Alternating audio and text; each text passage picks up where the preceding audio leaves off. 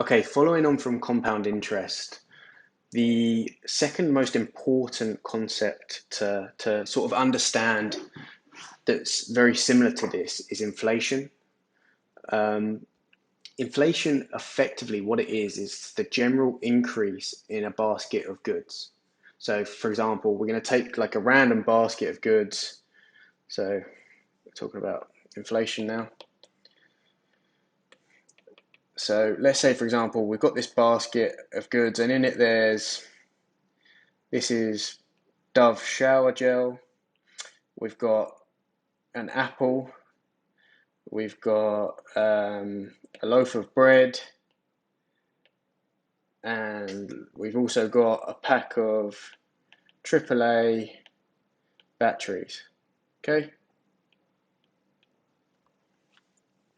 and this basket of goods, they add up all the prices, or they take all the prices. So let's say, for example, this is £1, this is 20p, this is 50p, and this is £4, and they note down the price, and then the following year they note down the price change. So normally this will go up, let's say for example 1%, and it's now £4 and 4p. It's now £1 and 1p.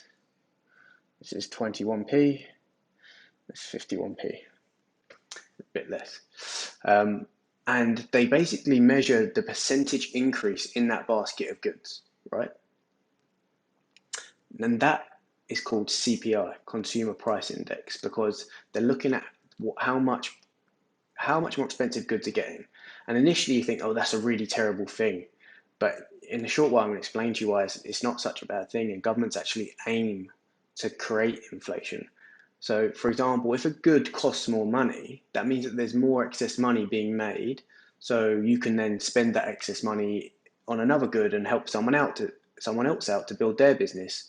Or with the extra money being made, you could, for example, you could pay your staff more wages and increase their living costs. And that's the general idea that the government has, and that's why they aim to increase inflation year on year.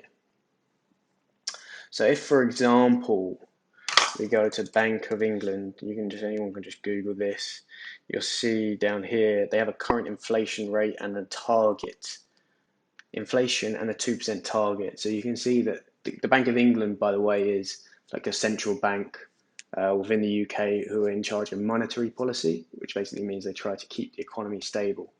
And they're actually aiming to make sure that the price of goods increases by 2% each year.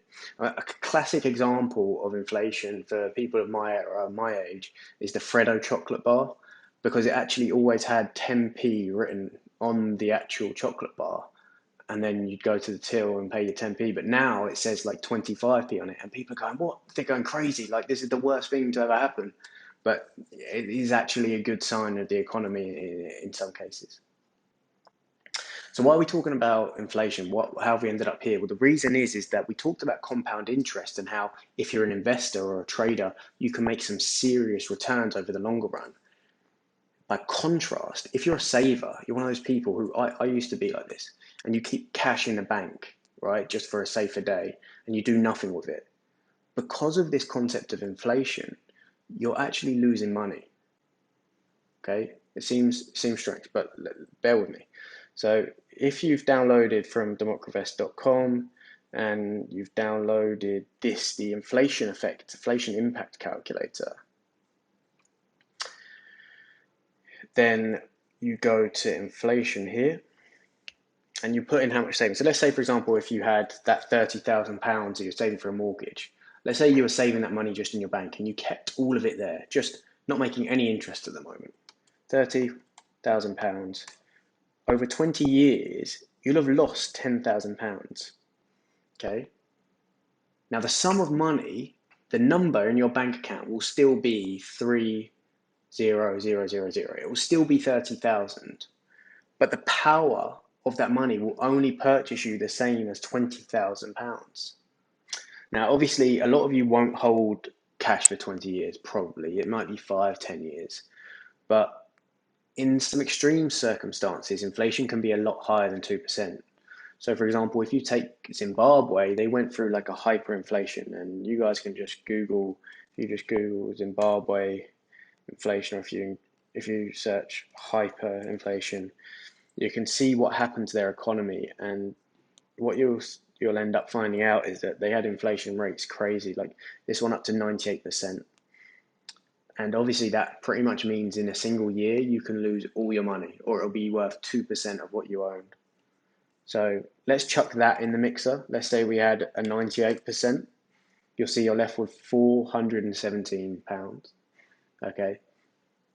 Now, obviously, this, like originally, like initially, when you first look at this, you might think, "Oh no, like this is so bad. I'm losing money unless I invest." But really, I think you should see the positive out of this, which is like a lot of people are hesitant to invest or start trading because they're worried about losing money.